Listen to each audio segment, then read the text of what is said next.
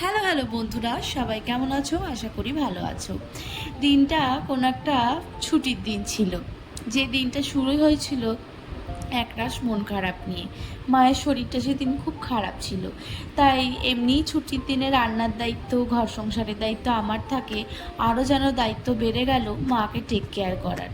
কি আর করবো, মাকে বললাম চিন্তা করো না, বাড়িতে যা আছে তাই দিয়েই আমাদের দু মা মেয়ের হয়ে যাবে।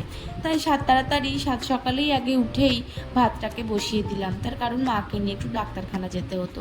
তারপরে এই আলু তিনটে সেদ্ধ বসিয়ে দিলাম। মায়ের জানো তো খুব জ্বর হয়েছে।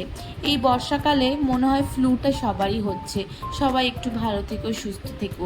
তার কারণ এই দেখেছি যাদের একটু বয়স হয় তাদের যখন কোনোভাবে জ্বর সর্দি কাশি হয় তাদের অনেক দিন সময় লাগে সুস্থ হতে। আমার মায়ের যেটা হয়েছে, তার মুখে এখন কিছুই স্বাদ লাগছে না।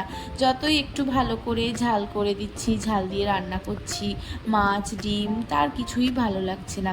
তো আমি ঠিক করলাম, এই যে দুধ দিয়ে গেছে, আমি ভাবলাম এখান থেকে একটুখানি দুধ গরম করে মাকে একটু হলুদ দুধ করে দিই। দাঁড়ান একটু দিয়ে আসি মাকে হলুদ দুধটা, কারণ যদি একটু খেয়ে গলাটা ভালো লাগে। কাশি, বড্ড কাশি হচ্ছে।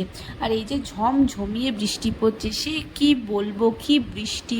আমার খালি মনে হয় আমরা তো না হয় সারাদিন সেদিনকে বাড়িতে আছি, ছুটির দিন বলে কথা। আর এই যে দেখো, এই মানুষগুলো দুটো পয়সা রোজগারের জন্য হয়তো বেরিয়েছে, তাকে অগত্যা বেরোতেই হবে, দিন আনা দিন খাওয়া। তাদের জন্য খুব খারাপ লাগে। কি শীত হোক কি বর্ষা হোক, একটুখানি শেল্টার পেলেই হলো। আর এই দেখো আমার গাছগুলো খুব সুন্দর জল পাচ্ছে জানো। আর আমি বর্ষাকালে একদিন ছাড়া ছাড়া জল দিই। আমি এবার তোমাদেরকে দেখাবো যে গাছগুলোয় কি কি ফুল ধরেছে। আর এই যে রান্নাঘরে আমি চলে এসেছি একটু আলু পেঁয়াজ, মানে আলুটাকে আমি একটু পেঁয়াজ ভাজা দিই একটু মাখার। মা বললো যে একটুখানি আমাকে দিবি, আমার কিছুই খেতে ইচ্ছা করছে না। তোমরা এক্ষুনি দেখতেই পাবে আমার মায়ের ভাতের পরিমাণটা দেখে।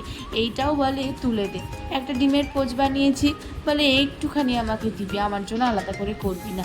কি বলবো বলো তো? তাই জন্য চেষ্টা করলাম একটু ঝাল ঝাল করে আলু সেদ্ধ, ডিমের পোচ, আর হচ্ছে একটু মুসুরির ডাল। মুসুরির ডালটাতে আমি কিচ্ছু দিইনি, কোনো ফোড়ন ছাড়াই করেছি। কি আর করব বলো, মায়ের যেদিন শরীর খারাপ থাকে মনটা বড্ড খারাপ লাগে।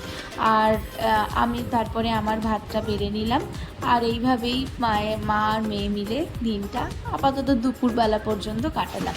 এরপর নেক্সট দেখা হবে আর সন্ধ্যেবেলায় কী করলাম। ওকে, চলো টাটা, বাই।